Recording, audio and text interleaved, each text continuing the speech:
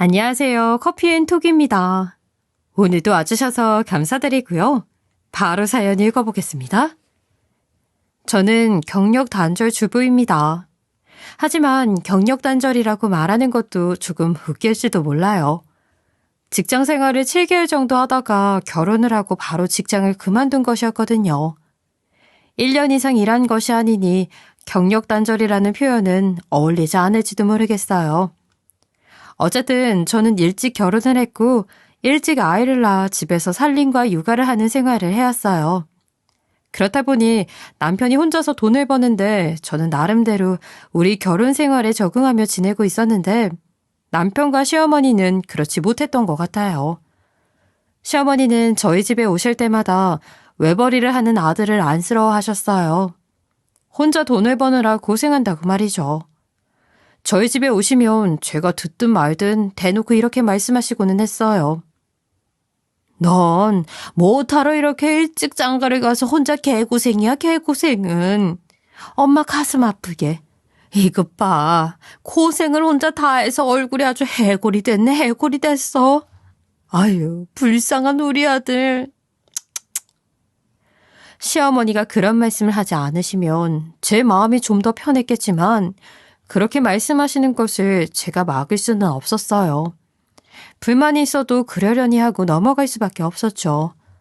하지만 더 문제가 되는 것은 남편이었어요. 남편이 정말 웃긴 게 제 앞에서는 힘들다 소리를 한 번도 하지 않으면서 시어머니만 보면 힘들다고 징징대는 것이었어요. 아주 지겨울 정도였어요. 그러니 시어머니가 저를 보면 더 못마땅해 하는 것이었죠. 엄마, 나 요새 진짜 힘들다. 요즘 내 위에 팀장이 어찌나 눈치 주고 면박을 주는지. 내가 기대주라서 그렇다고는 하는데 어떤 날은 집에 와서 서러워서 혼자 깡소주를 마시거든. 내가 승진하게 되면 덜 억울하기는 하겠지만 그래도 힘들어. 힘들어도 도망 못 가니까 더 그래. 아이고, 그래. 네가 고생이 많지. 가정을 떠받치는 게 너 하나밖에 없으니 그 책임이 얼마나 무겁냐. 힘든 게 당연하지. 우리 아들 고생하네, 고생해. 아휴. 이렇게 시어머니와 남편은 제가 벌이가 없어서 남편이 외벌이로 고생한다는 전제를 깔고 이야기를 하고는 했어요. 저도 입 밖으로 뱉고 싶은 말이 많았지만 시어머니가 계실 때는 꾹 참고 있었죠. 시어머니는 이런 식으로 눈치를 주실 때도 있었어요. 얘, 집에 먹을 게 왜 이렇게 없어? 좀 잘 마련해둬라. 먹을 것이요? 오늘 국도 새로 끓여뒀고 냉장고에 반찬이랑 과일도 있는데 어떤 거 말씀이세요, 어머니? 아니, 너 먹을 거 말고 네 남편 먹을 거 말이야. 우리 애가 피골이 상접해서 들어오는데 몸보신 할 만한 곰탕이나 삼계탕 같은 것이 없으면 하다못해 술안주 할 거리라도 마련을 좀 해둬라. 밥만 먹고 살면 다니? 집에 종일 있을 거면 네 남편 스트레스 풀어줄 것도 생각해야 할 거 아니야? 아유, 센스 없게. 제가 남편 술상을 봐주지 않는 것도 아니었고 때 되면 몸에 좋은 음식도 잘 챙기고는 했어요. 하지만 시어머니는 툭하면 이렇게 생트집을 잡고는 하셨죠. 저는 줄줄 변명을 하기도 좀 그래서 그냥 알겠다고 하고 말았지만 시어머니가 돌아가고 나면 항상 남편과 싸우게 되고는 했어요. 당신은 꼭 시어머니 앞에서 그런 식으로 말을 해야 돼? 시어머니만 오시면 자꾸 힘들다고 하니까 시어머니가 저렇게 눈치를 주시잖아. 내 앞에서는 한마디도 안 하면서 왜 시어머니만 오시면 그렇게 말을 하는 거야? 일부러 나 힘들게 하려고 그러는 거야? 아니, 내가 엄마한테라도 어리광 부려야지 누구한테 어리광 부리냐? 그 정도 가지고 뭘 그래? 그 정도라니. 매번 부당한 소리 듣는 건 나인데 당신은 뭐가 그렇게 당당해? 남편이 시댁에서 오는 말은 좀 막아줘야 하는 거 아니야? 그런데 오히려 나를 같이 타박하듯이 말하잖아. 그건 당신 오해야. 그런 게 아니고 나도 그냥 엄마한테 어리광 좀 부리고 싶은 거라고. 이렇게 대화가 통하지 않자 저도 화가 나서 이렇게 말한 적도 있었어요. 그렇게 혼자 돈 버는 게 힘들면 나도 나가서 돈 벌어 올게. 오늘 당장 구직할 거야. 치사해서 진짜. 하지만 이렇게 말하면 남편은 치를 떨며 싫어했어요. 그리고 그건 절대 안 된다며 손사래를 쳤죠. 저희 남편은 사실 의처증이 있거든요. 제가 결혼 준비를 하며 사회생활을 하고 있었을 때 저를 계속해서 의심하고는 했어요. 어디야? 퇴근 시간 훨씬 지나지 않았어? 왜 아직도 회사야? 진짜 회사 맞아? 자기야, 나 오늘 야근 예정 있다고 이야기했잖아. 지금 8시 반밖에 안 됐어. 야근 10시 넘어서 끝날 거야. 자꾸 전화하면 일 못하니까 조금 이따 퇴근하면서 연락할게. 알겠지? 그래도 남편은 1시간도 못 되어 전화를 해서 제가 아직도 회사에 있는 것이 맞는지 확인을 하곤 했어요. 야근이 아니어도 회사에서 회식이라도 하게 되면 다른 남자와 술 마시고 있는데 왜 자꾸 연락을 안 하냐면서 30분에 한 번씩 답장을 요구하기도 했죠. 일을 하기 불편할 정도로 연락을 하니 의처증이라고 할 만했어요. 제가 사회생활을 하지 않게 된 데는 남편의 이런 면이 한몫했어요. 그때는 지금보다 어려서 남편의 이런 행동이 의처증이라고 생각을 못했어요. 순진하게도 저를 너무 사랑해서 그런 것이라고 생각했어요. 남편이 제가 회사 생활하는 것을 힘들어하기도 했고 아이를 금방 낳을 예정이 있으니 회사를 그만두어야겠다고 생각을 한 것도 있었죠. 남편은 자신이 혼자 돈을 버느라 고생한다고 말하지만 남편이 혼자 고생하는 것은 어떻게 보면 남편이 자처한 것이었어요. 그러면서 시어머니와 함께 저에게 눈치를 주는 대화를 하니 더 화가 날 노릇이었죠. 하지만 이런 남편 모르게 저도 아르바이트를 조금 하고 있었어요. 남편이 외벌이인데 수입이 넉넉한 것이 아니어서 워낙 생활비를 팍팍하게 주니까 먹고 입고 하는데 쓰고 나면 제가 쓸 돈은 없었거든요. 저도 가끔은 밖에서 친구들도 만나고 옷을 사거나 미용실에도 가고 싶은데 그럴 돈이 없었어요. 그래서 내 용돈은 내가 벌어서 쓰자는 생각이 들어서 남편 몰래 프리랜서 일을 구했어요. 저는 어릴 때부터 기자가 되는 것이 꿈이었어요. 그래서 이왕 아르바이트 하는 거 오래 하려면 흥미있는 일을 하자는 생각으로 찾아봤어요. 그러다 재정이 어려운 작은 인터넷 언론사에서 프리랜서 기자 일을 얻을 수 있었어요. 일정 급여 없이 제가 기사를 써주는 것만큼 페이를 받는 일이었어요.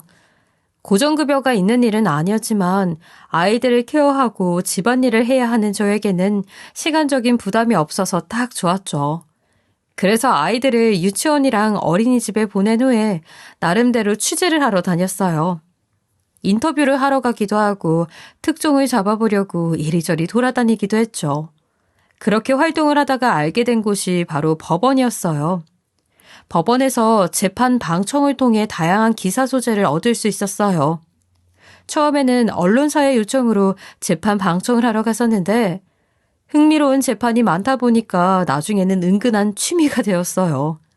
그래서 기사와 관련이 없는 일에도 재판을 방청하러 가끔 가고는 했어요. 재미도 있지만 기사 소재를 얻게 되는 일도 종종 있었으니까요. 그렇게 저만의 생활을 즐기면서 결혼 생활을 이어갔어요. 시어머니와 남편과의 불안은 조금씩 있었지만 누구나 이 정도의 불안은 안고 산다는 생각을 했죠. 하지만 그러던 중 드디어 도무지 참을 수 없는 일이 생기게 되었어요. 시댁 모임이 있던 날 시동생이 중대 발표를 한다고 하여 들어보니 결혼할 여자가 생겼다는 것이었어요. 그 여자는 변호사인데 법조인 집안의 딸로 의리의리한 뒷배경을 가지고 있다는 것이었어요. 자세히 들어보니 아버지도 변호사, 삼촌도 변호사, 할아버지도 대단한 변호사였다며 건너 친척들 모두 변호사나 검사라고 하는 것이었어요. 듣고 있는데 참 대단한 집안이구나 싶었어요. 실제로 제 주변에는 그런 사람이 없을 뿐더러 말 그대로 상위 몇 프로의 집안이니까 신기하다는 생각이 들었어요. 그런데 지금 당장은 본인 여자친구를 소개해 줄 수 없는데 미국에서 석사학위를 따는 중이고 한 학기가 남아있기 때문이라고 했어요. 하지만 미국에서 졸업을 하고 돌아오면 바로 결혼을 하기로 했다는 것이었어요. 시동생이 그렇게 좋은 집안의 변호사인 여자를 만난 것이 신기해 어떻게 만났는지 물어보았어요. 시동생은 취미로 포켓볼 동호회에 나갔다고 했어요. 그곳에서 예비 동서를 만났는데 포켓볼도 너무 잘 칠 뿐더러 박학다식하고 매력이 넘쳤다고 했어요. 처음에 대화가 정말 잘 통해서 즐겁게 대화를 하다가 식사 약속을 잡았고 몇 번 그렇게 데이트 아닌 데이트를 하다가 만나게 되었다는 것이었어요. 예비동서는 미국에서 석사과정을 하고 있는데 방학을 이용해 가족들을 만나려고 한국으로 돌아왔다고 했어요. 워낙 찰맞고 똑똑하고 모든 것이 잘 맞아서 시동생은 예비동서의 방학 동안 열과 성을 다해 최고의 모습만 보여줬다고 했어요. 그 모습에 예비동서도 반해서 사귄 지 3개월 만에 결혼 약속을 했다는 것이었어요. 사귄 지 3개월 만에 결혼을 약속했다고 하니 조금 걱정이 되기도 했지만 시동생은 예비동서에게 완전히 푹 빠진 것 같았어요. 걱정이 되어 예비동서에 대해 이것저것 물어보았는데 전부 완벽하고 굉장히 멋진 여자라면서 사랑에 완전히 눈도 귀도 멀어 있는 것 같았어요. 그런 모습을 보니 더 걱정이 되었지만 만난 지 얼마 안 되어 결혼을 해도 잘 살기도 하니 괜찮을 거라는 생각이 들었어요. 시동생에게도 참 잘된 일이라고 생각했어요. 시어머니는 시동생의 이야기를 듣더니 시동생의 얼굴을 쓸어내리면서 장안하고 난리를 피는 것이었어요. 정말 장하네 우리 아들. 멋진 며느리가 생기겠어. 역시 내가 잘 키운 보람이 있다. 아주 장해. 아주 장해. 그나저나 우리 집이랑 수준도 안 맞는데도 네가 좋다고 해? 확실해? 시어머니는 몇 번이나 물어보며 예비동서가 확실하게 시동생과 결혼을 할 예정인지 확인했어요. 시동생 또한 여러 번 확답을 주자 그때부터 시어머니의 기세가 아주 하늘을 찌르기 시작했죠. 아이고, 나도 이제 인생 피겠네. 좋은 며느리 덕 좀 봐야겠다. 변호사 며느리라니 아주 떵떵거리고 다녀도 되겠어. 우리 둘째 아들이 첫째랑 달리 아주 효자네, 효자야. 시어머니는 굳이 저와 은근히 비교를 하면서 얼굴도 안 본 예비 며느리인데 벌써부터 본인 며느리가 된 마냥 온 동네방네 자랑을 하고 다녔어요. 그 정도면 그래도 봐줄만 했을 텐데 동네 다니기 민망할 만한 행동들을 시작했죠. 시어머니는 무슨 사모님이라도 된 것처럼 평소 일상에서 마주치던 사람들을 하대하기 시작했어요. 재활용 쓰레기 좀 정리해서 버려주세요. 제가 이걸 꼭 직접 해야겠어요? 이런 거 정리하시라고 월급 받으시는 거잖아요. 왜 꼭 말을 해야만 하는지 몰라? 이렇게 경비원 아저씨에게 재활용 쓰레기를 정리하라며 명령조로 말하는가 하면 가스 검침범이 왔을 때도 제 얼굴이 붉어질 정도로 부끄러운 행동을 하기 시작했어요. 잘 좀 검침해봐요. 맨날 가스비가 조금씩 더 나오는 것 같아. 제대로 검침을 안 해서 그러는 거 아니에요? 제대로 배우지도 못한 사람들 교육해서 쓰니까 검침도 제대로 못하는 거 아니야? 정말 그러지 않으셨으면 좋겠는데 시어머니는 자기 세상이라도 만난 듯이 주변의 아나무인으로 굴었어요. 그리고 문제는 그런 사람들뿐만 아니라 저한테도 갑질을 하며 본격적으로 시집살이를 시작했죠.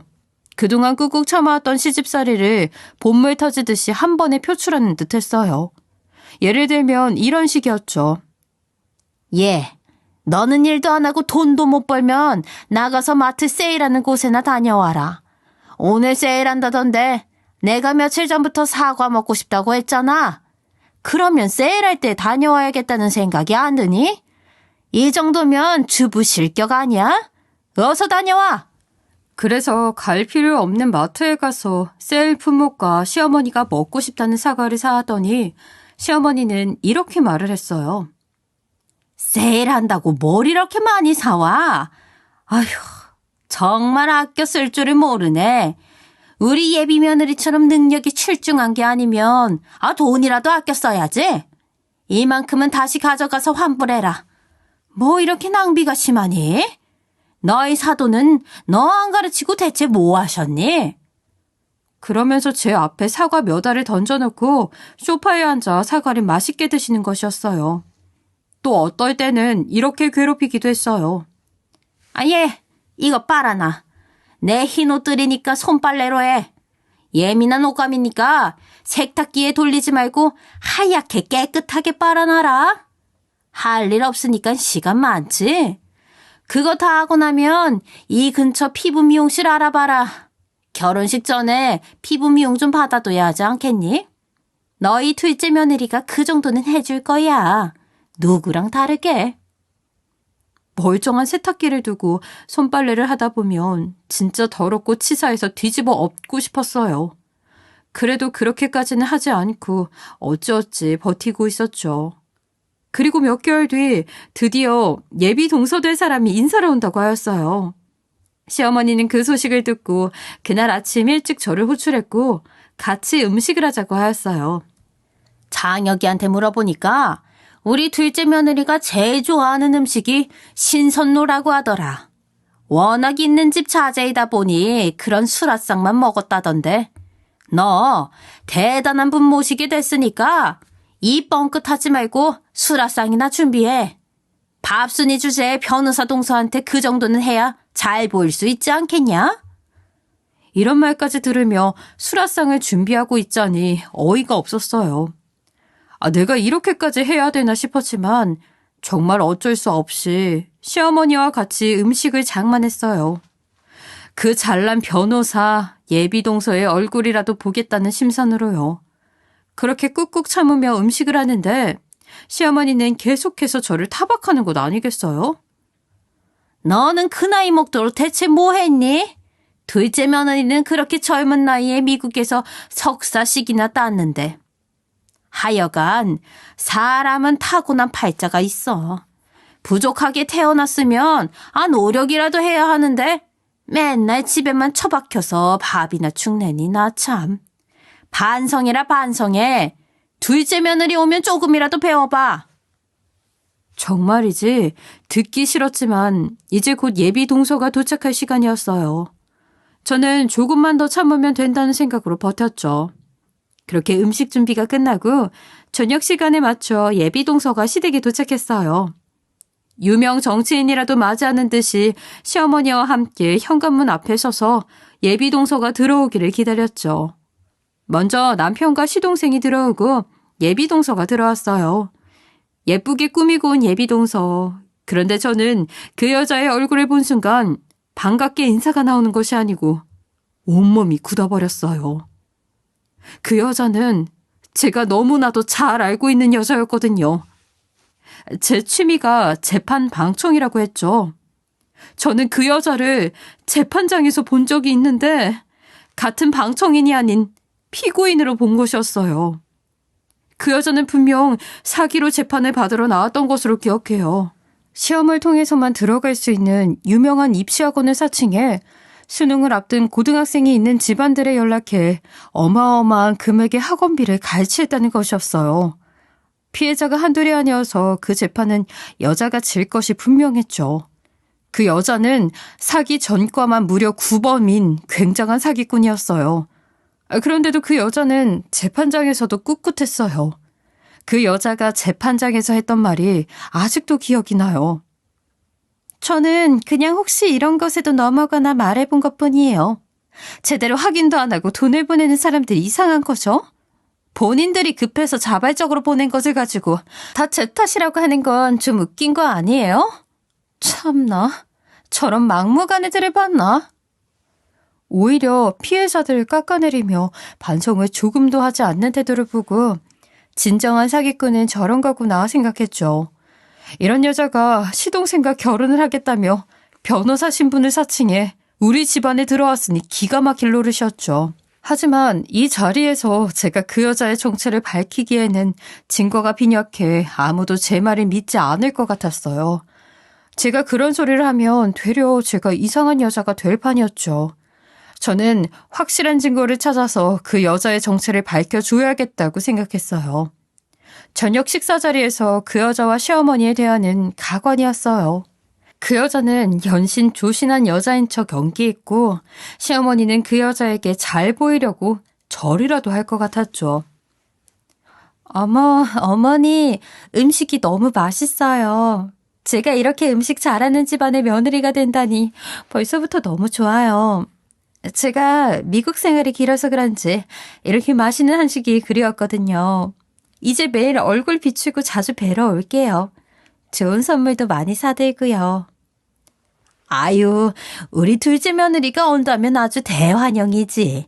이런 음식 정도야 내가 매일 해줄 수 있지. 듣자 하니, 미국에서도 변호사라면서 어쩜 이리 똑똑해. 예쁘고 똑똑하고 아주 최고야. 그래, 우리 얼굴 자주 보자. 응? 알겠지? 네, 어머니. 이렇게 예뻐해 주시니 너무 좋아요. 저 정말 자주 뵈러 올게요. 그날 저녁 식사가 끝난 뒤로도 그 여자는 종종 시어머니 댁에 얼굴을 비췄어요. 올 때마다 비싼 한우며 홍삼 같은 것들을 사들고 오고 한 번은 백금 팔찌를 사왔어요. 시어머니는 팔찌를 받고 아주 까무러칠 듯이 좋아하셨어요. 팔찌를 끼고 제 앞에 들이밀면서 한껏 자랑했죠. 얘, 이것 봐라, 이것 봐. 너는 이런 거 해줄 수나 있니? 역시 능력 있는 둘째 며느리는 달라. 백금이란다, 백금. 이거 맨날 하고 다녀야겠다. 물론 그 여자가 시어머니 댁에 올 때마다 저는 시어머니 댁으로 호출받아서 음식을 장만했죠. 원래라면 시어머니의 이런 요구에 곤혹스러웠겠지만 저는 그 여자의 정체를 알고 있었기 때문에 시어머니 댁에 음식하러 가는 날이면 그 여자의 행동을 예의주시하면서 관찰했어요. 여자는 집에 올 때마다 연기가 점점 능숙해지는 것 같았어요. 어머니, 제가 다음 주에 미국에 잠깐 다녀와야 하거든요. 친구 결혼식이라고 해서요. 미국 다녀오면서 어머니 몸에 좋은 비타민이랑 어머니 끼고 다니시라고 선글라스 사올게요. 한동안 놀러오지 못해도 이해해 주세요. 어이구, 우리 둘째 며느리가 미국에 일이 있다는데 다녀와야지. 몸 건강히 잘 다녀오고 돌아오면 또 맛있는 거 해줄게. 천천히 잘 다녀와. 그 여자가 시어머니를 점점 포로로 만드는 것을 보면서 저는 증거를 찾을 방법을 생각하다가 방청을 갔던 재판들을 검색해 피고인의 이름을 확인했어요. 그 재판의 내용만 있어도 그 여자가 사기꾼이라는 사실을 밝히기에는 충분할 것 같았죠. 그 이외에도 기사가 난 사건들을 꼼꼼히 찾아서 알아봤어요. 법원을 출입하며 알게 된 기자들과 경찰관들에게 연락해 물어보기도 하고요. 하지만 재판 자료로 여자의 본명을 확인해 보니 그 여자는 가명을 써서 변호사인 척하고 있었어요. 그 여자의 정체와 본명을 밝혀야 하는데 그러려면 어떻게 하는 것이 좋을까 고민을 했어요. 그러다가 번뜩 생각이 난 방법이 있었어요. 제가 최근에 취재했던 신분증 관련 기사가 생각났어요. 미성년자가 신분증을 위조해 제시했을 경우 술집에서 술을 팔았더라도 책임이 면제된다는 것이었죠. 그래서 요새는 술집 중에 신분증 검사기를 갖춘 곳들이 꽤 있었어요. 제가 취재를 했던 건 그런 술집 중 한 군데로 신분증 검사기의 유용성에 관해 인터뷰를 했었죠. 그 생각이 번뜩 나면서 예비동서와 함께 술집에 가서 신분증을 검사해보면 될 것이란 생각이 들었어요. 저는 시동생에게 연락해 예비동서와 우리 부부와 함께 술 한잔을 하면 어떻겠냐고 제안했어요. 시동생은 흔쾌히 좋다고 했고 약속 장소는 제가 잡기로 했죠. 제가 인터뷰를 했던 술집은 한번 위조 신분증에 당한 적이 있어서 모든 손님들의 신분증을 신분증 검사기로 검사하는 곳이었어요. 약속 장소는 그곳으로 정하고 남편과 저는 약속 시간에 맞춰 술집에 도착했어요. 시동생과 예비동서에게 반갑게 인사를 하고 다 같이 술집 안으로 들어갔어요. 자리를 잡고 앉아 아니나 다를까 서빙 직원이 신분증 검사를 하겠다고 했어요. 우리가 신분증을 꺼내자 직원은 신분증 검사기로 신분증을 검사하기 시작했죠. 그 모습을 보고 예비동서는 갑자기 안절부절하다가 주민등록증을 집어넣고 영어로 적혀있는 신분증 비슷한 것을 꺼냈어요. 이게 뭐예요, 동서?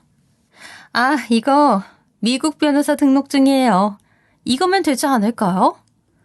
하지만 서빙 직원은 주민등록증만 확인이 가능하다면서 주민등록증을 다시 요구했어요. 예비동서는 우물쭈물하다가 어쩔 수 없이 주민등록증을 내놓았죠. 설마 정말로 걸리겠냐는 표정이었지만 주민등록증을 신분증 검사기에 넣자마자 위조된 것이라는 소리가 났어요. 저 죄송한데 위조 신분증이라고 뜨는데요? 직원이 조심스럽게 얘기하자 예비동서는 깜짝 놀라며 안절부절했고 시동생은 눈에 동그랗게 떴어요. 그거 기계가 잘못된 것 아닐까요? 시동생이 놀란 표정을 하고 직원에게 물어보자 그것을 본 예비동서는 갑자기 화를 버럭 내면서 막무가내로 우기기 시작했어요. 아니, 위조 신분증이라니 그게 무슨 말이에요? 이 가게 이상하네. 그 기계 진짜 맞아요? 이 신분증이 위조일 리가 없잖아요. 왜 갑자기 생사람 잡고 그러는 거예요? 나 하버드 법대에서 석사 졸업까지 하고 나온 사람이야. 이상한 누명 씌우지 말아요. 예비동서가 하도 버럭버럭 대들자 기가 죽은 직원이 주방으로 들어갔어요. 예비동서는 자기가 이겼다는 듯이 씩씩거리며 자리에 앉아 있었지만 이미 시동생은 당황스러운 표정으로 예비동서를 바라보고 있었죠. 조금 후에 주방에서 사장님이 나와 우리에게 다가왔고 죄송하지만 가게에서 나가주셔야겠다고 예의 있게 말씀하셨어요. 가게에서 나오면서도 예비동서는 가게 쪽에 대고 뭐라고 바락바락 소리를 질렀어요. 그런 예비동서의 모습을 보고 시동생은 무슨 상황인지 파악하려고 표정을 찌푸리고 있었죠. 저는 이제 모두 밝혀도 될 것 같아 길 한복판에서 예비동서를 붙잡고 물었어요. 그 신분증 위조된 거 맞죠? 본명이 이게 아니잖아요. 네? 갑자기 무슨 말씀이세요, 형님? 당신 본명은 이거잖아. 그리고 당신 정체는 이거고. 전과 구범 사기꾼. 저는 가방에 미리 넣어온 재판 판결문을 내밀었어요. 예비동서인 척하고 있는 사기꾼 여자의 본명과 처벌 내용도 적혀 있었죠. 그 여자는 문서를 보더니 갑자기 얼굴을 싹 바꾸면서 본색을 드러냈어요. 참나, 이걸 왜 들이미는 거야? 나랑은 관계없는 이야기야. 누가 사기꾼이라는 거야, 이 여자가? 말도 안 되는 소리를 하고 있어. 말도 안 되기는 뭐가 말이 안 돼? 네 정체가 이거잖아. 여기 떡하니 증거가 있는데 어디서 발뺌이야? 아까 신분증도 위조라는 것을 들켰잖아. 이 신분증은 사정이 있어서 쓰는 거거든? 나 같은 신분의 사람은 너랑 다르게 다 사정이 있는 거야. 사정은 무슨 사정? 네가 피고인이었던 재판에 내가 방청을 했거든. 고등학생들 속여서 비싼 학원비 갈취한 사건 말이야. 그 이전에는 돈 많은 남자들한테 예쁜 여자들이랑 골프 부킹해준다면서 사기치고 또 그 이전에는 마케팅 영상 찍는다고 하면서 모델 지망생들한테 사기치고 완전 사기꾼이잖아 너. 여자는 자신의 악행이 모두 드러나자 적잖이 당황한 듯 보였어요. 그리고 신랑이 하는 것을 보고 있던 남편과 시동생이 의심이 가득한 또 화가 난 듯한 표정을 지으니 여자는 단박에 발을 빼기 시작했어요. 하! 참나? 이거 완전 나한테 말도 안 되는 소리를 뒤집어 씌우네? 아무래도 이 집안이랑 결혼 못하겠다. 이렇게 말도 안 되는 소리를 하는 여자가 있는데 내가 왜 결혼해서 똥 밟아야 돼? 이딴 결혼 안 해도 돼. 파혼이야. 여자는 문서를 바닥에 내팽개치고 혼자 또각또각 걸어가 버렸어요. 센 척하면서 이야기했지만 제가 보기에는 도망가는 것이었어요. 저는 문서를 다시 주워 시동생에게 건넸죠. 시동생은 당황스럽고 세상이 무너진 것 같은 얼떨떨한 표정으로 제가 건네는 문서를 받아들였어요. 도련님, 저 여자는 전과가 구범인 완전한 사기꾼이에요. 실은 제가 재판 방청하는 것이 취미인데 그때 피고인으로 살아온 것을 본 적이 있어서 얼굴을 기억하고 있었어요. 처음에 집에 왔을 때 알아보기는 했는데 증거도 없이 사기꾼이라고 하면 안 될 것 같아서 자리를 마련해 본 거예요. 시동생은 문서를 쳐다보며 내 이야기를 듣고 있었지만 충격 때문에 얼빠진 표정으로 혼이 나가 있었어요. 평생을 약속하려 했던 약혼녀가 순식간에 없어졌으니 그럴만도 했죠. 그런 시동생이 안 돼 보여서 남편과 저는 시동생을 데리고 다른 술집으로 갔죠. 다른 술집에 앉아 시동생의 이야기를 들어보니 시동생도 그 여자에게 사기를 당한 것이었어요. 그 여자가 사기꾼이라는 것을 알고 나니 시동생도 모든 의문이 짜맞춰진다고 이야기했어요. 여자는 하버드 법대에 다닌다고 했지만 학교나 사는 동네에 관해 조금 더 자세히 물어보면 자꾸 대답을 회피했다고 했어요. 그러면서 시동생의 경제 사정을 자꾸 꼬치꼬치 물어보았다고 했죠. 또 장인 장모님이 될 분들을 만나 뵈러 가자고 해도 극구 말렸다고 해요. 부모님은 자신의 사생활에 간섭하지 않는 미국인 마인드를 가진 분들이니 굳이 만나지 않아도 된다고 말이죠. 결혼 상대를 자신의 부모님께 소개하지 않는 것이 이상했지만 문화가 달라 그런가 싶었다고 했죠. 게다가 시동생은 그 여자에게 돈도 뜯겼다고 했어요. 그 여자는 미국에서 갑자기 돌아와서 한국 돈을 바꿔둔 것이 없다면서 주말 동안만 돈을 빌려달라고 했어요. 돈 많은 변호사 집안 여자가 한국에 들어와 현금 대신 사용할 신용카드 한 장 없다고 하니 의아했지만 곤란한 상황인 것 같아 빌려줬다는 것이었어요. 여자가 몇백 단위의 돈을 빌려달라고 해서 시동생이 주말 동안 그렇게 많은 돈을 쓰냐고 물어보니 비행기표를 미리 예매해두려고 한다고 말했다고 했어요. 그런 식으로 시동생은 여자한테 많은 돈을 빌려줬고 하나도 되돌려받지 못했다고 말했죠. 그 여자는 그 돈으로 시어머니에게 드린 선물들을 산 것 같았어요. 자신을 치장하기 위한 것들도 사고요. 시동생의 충격은 위로할 만한 것이었지만 시어머니에게는 반드시 이 사실을 직접 전하고 싶었어요.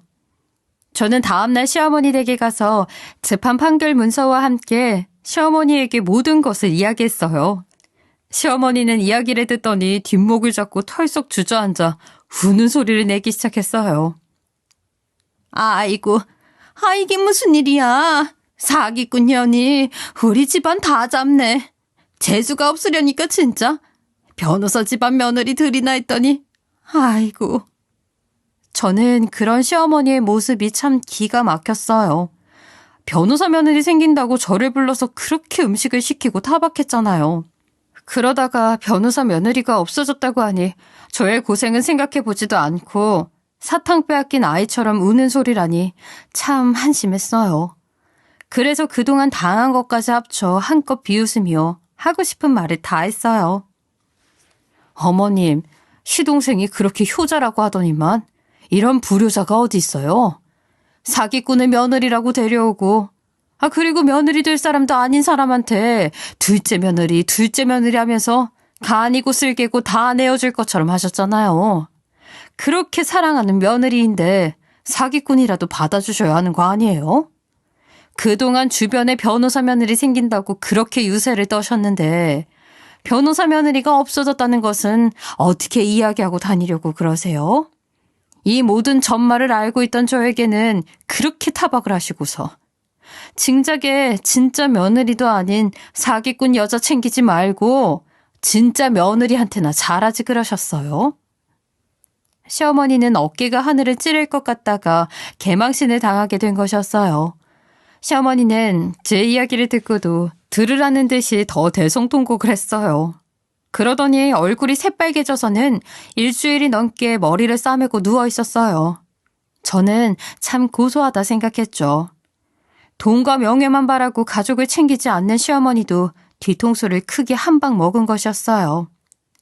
그 사건 이후 저는 아직도 취미로 재판 방청을 하고 있어요.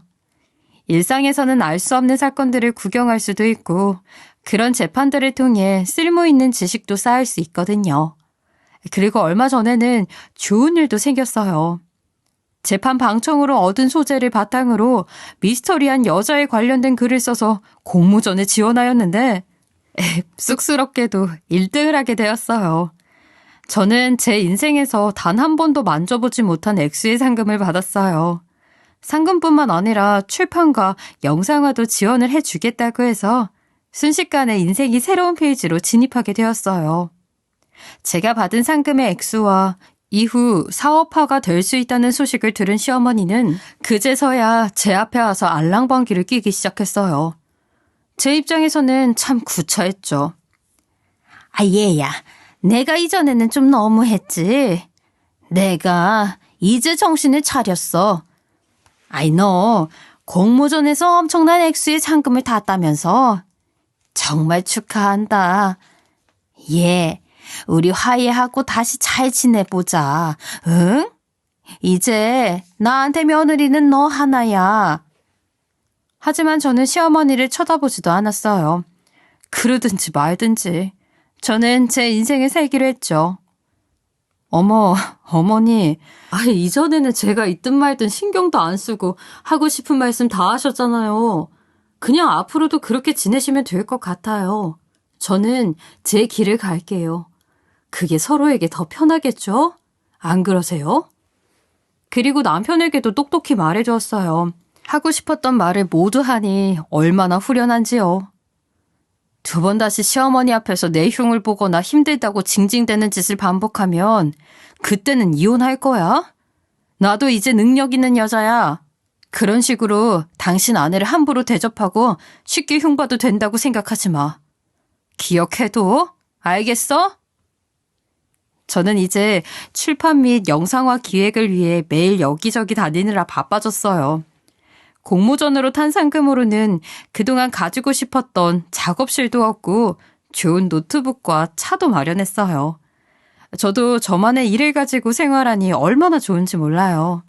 남편이 또 의처증같이 행동하려고 해서 그 부분에 대해서도 자제할 것을 정확히 요청했고 계속 그러면 치료를 받으러 가자고 했어요. 요새는 새로운 삶을 사는 기분이에요.